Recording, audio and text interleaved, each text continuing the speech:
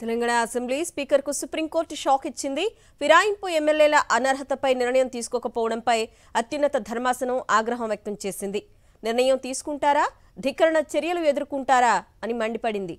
ఈ అంశంలో రాజ్యాంగ రక్షణ స్పీకర్కు వర్తించదని స్పష్టం చేసింది.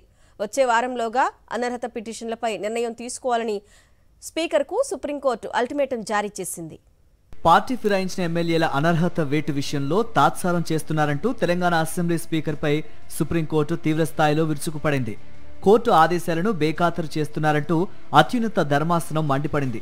వచ్చే వారంలోగా అనర్హత పిటిషన్లపై నిర్ణయం తీసుకోవాలని, లేకపోతే కోర్టు ధిక్కరణ చర్యలు ఎదుర్కోవడానికి సిద్ధంగా ఉండాలని తెలిపింది. ఈ వ్యవహారంలో 4 వారాల్లోగా సమాధానం ఇవ్వాలని స్పీకర్ కార్యాలయానికి నోటీసులు జారీ చేసింది. విచారణ సందర్భంగా సిజేఐ చేసిన వ్యాఖ్యలు సంచలనంగా మారాయి.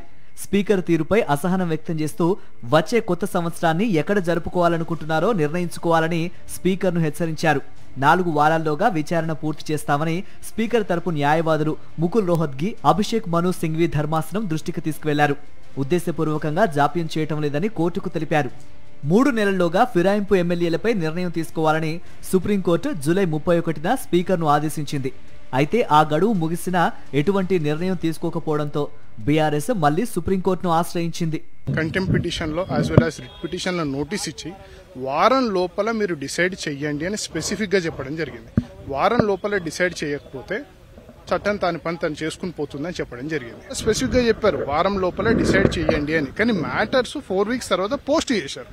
ఈ కేసులో ప్రతివాదులకు నోటీసులు జారీ చేసిన అత్యున్నత ధర్మాసనం సమాధానం చెప్పడానికి 4 వారాల సమయం ఇచ్చింది.